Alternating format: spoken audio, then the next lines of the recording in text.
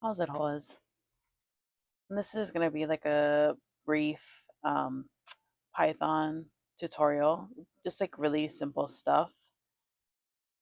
I tried to record earlier and I'm not sure what the hell happened. It just didn't record. So here we go again.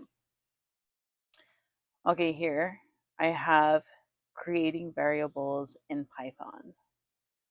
So variable names, when you're creating a variable name, it should be relatively easy for you to remember, understand, because you don't want to have something complicated and then you don't know what the heck that variable is for.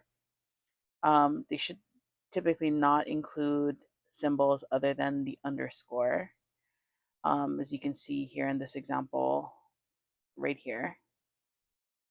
They are case sensitive, so just make sure that you're looking at the case of the letters that you're typing in, because capital M milk is different from lowercase milk. Yeah.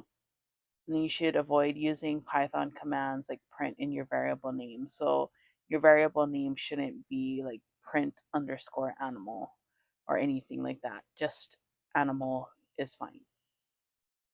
And then to assign a value to variables, you just use the equal sign. So here I have a few examples where animal equals tiger, fruit equals banana, and vegetable equals carrot.